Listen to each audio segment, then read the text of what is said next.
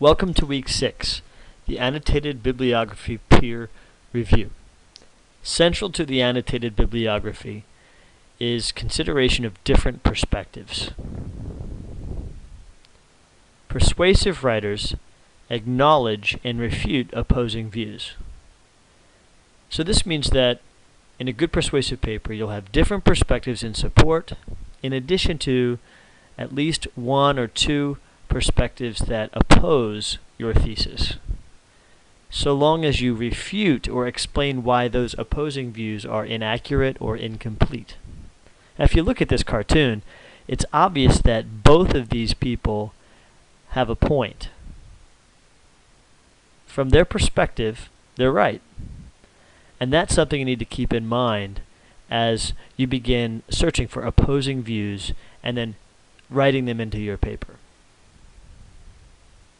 Here's an example from a previous student of mine who was writing about the value of generosity.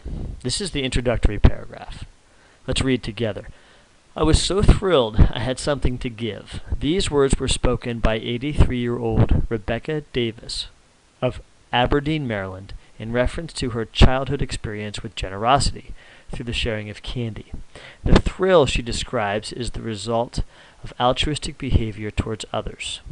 This is commonly known as happiness.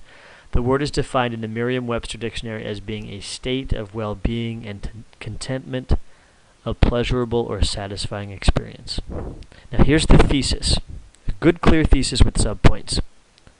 There have been several studies on this particular subject, and the evidence appears to support the concept that devoting at least a portion of one's possessions, whether it be money, time, or labor, to others is an effective way to improve one's happiness, quality of life, and social impact. So there are the subpoints. See, generosity results in improving happiness. There's a whole section in the paper on that. Quality of life, a whole section in the paper on that. Could be multiple paragraphs. And social impact, a section of the paper on that. So I already see from this thesis part of the outline of this person's persuasive argument. Excellent. Okay, this revelation is vastly important to humanity because the pursuit of happiness and satisfaction has always been the primary occupation of humans. And it goes on to support a variety of sources. So, good work here. But let's see how this particular student respectfully incorporates an alternative perspective. Despite the fact that there is a growing body of evidence supporting the concept of personally profitable altruistic behavior, there is certainly some compelling ground for anchoring such actions, generous actions, with caution and wisdom. Some individuals have urged potential benefactors to consider the possible negative effects of an overabundance of giving. Notice this is an alternative perspective, a subtle opposing view, not just, you're wrong, not just someone saying generosity is bad, but rather someone complicating the argument. The poverty-stricken targets of charity could experience feelings of shame. They could also lose potential initiative if their every need is provided for.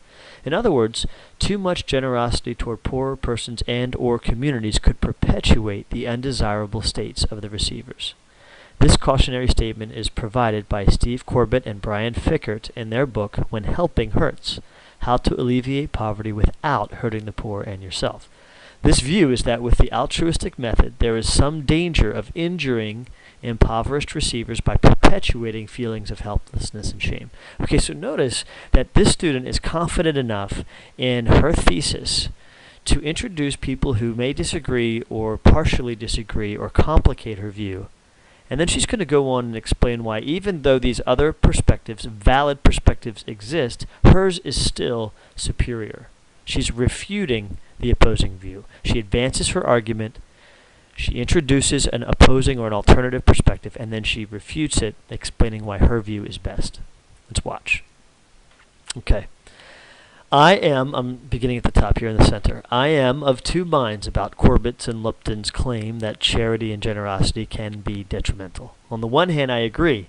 Too much provision of accessible resources to the impoverished can create unwanted dependency. But on the other hand, I'm putting these markers in here that are highlighted because they come from your good sentence builders, and it's a mark of good, thoughtful, nuanced writing. On the other hand, I'm not sure if one can claim that generosity in general can be detrimental. I consequently assert, so see, I'm pushing back, she says, that altruism should be used in tandem with wisdom and moderation.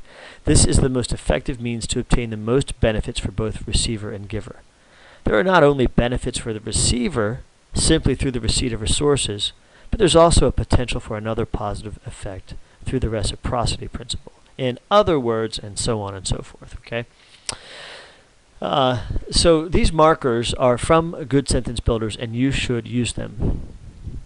They also demonstrate how effectively to handle an opposing view in your paper. Okay. You're familiar with this now, I know. Our pattern continues, and it's a productive one. It's changing a little this week because the annotated bibliography is going to develop further into the introduction of opposing views as we go through the peer review process, and also outlining your research project. So we're starting to take deeper and deeper steps into the research project, the final paper. So plan ahead. Schedule those appointments for the Academic Support Center. They report to me, who reports to them, and so I can award extra credit points. The annotated bibliography final is due March 2nd. The research draft is due the 9th, okay? And the final paper is going to be due on the 20th, so a little extra time to deal with that. Available for questions. Always I'm available for questions. All right. So as you begin the second portion of your annotated bibliography peer review, you will see this week that I have asked for an outline, a draft outline of your research paper. Okay? And that's this document here all the way on the right-hand side. It's part of the research paper outlining, and I've already sketched it for you. You can see it's balanced with an introduction, a conclusion, with 3 supporting body paragraphs at least 3 supporting sections of the body, and an opposing viewpoint section. Okay, and you should incorporate Good Sentence Builders, the templates that are provided here. Okay. That's the middle document. This is the first page of the Good Sentence Builders, which is an index of templates that introduces what other people say, what authors say, what opposing viewpoints offer. And notice how this outline corresponds to this colorful, all the way on the left, persuasive paper graphic organizer that we've been using all throughout the course of the semester. Okay? The thesis, the subpoints, the individual paragraphs, and the conclusion. Now, to clarify, take a look at this index of templates. This is the Good Sentence Builders index of templates. And I'm showing it to you now because it will really be handy as you draft your research paper. Okay? We're dealing with multiple perspectives as you begin to draft that, and so you can introduce what others say. You can introduce, perhaps in an introduction, standard views on a topic. Templates for using your own perspective in introducing it. Okay? And as we continue, oops, there it is. This is page 2, capturing authorial action, integrating quotes, including introduction of quotes, explanation of quotes. Okay? There it is. Disagreeing. See? Valid for your opposing views. Agreeing with a difference. This is the subtlety and the nuance. I agree with this because of my experience. Agreeing and disagreeing simultaneously. Although I agree with X up to a point, I can't accept the overall conclusion that. So we're seeing how to thread different perspectives and yet advance your own persuasive opinion. Alright? Again, the annotated bibliography itself doesn't do this yet, but as you begin to outline and as you begin to draft next week, you're going to need to be thinking in this direction. Okay? So we're just starting to look ahead. Okay? Entertaining objections, embedding voice markers such as X overlooks what I consider to be an important point about this. So this document, I wanted to make sure I introduce it to you. It empowers you, first page to last, all the way down to the conclusion, indicating who should care about your topic. Okay? Establishing why your claims matter.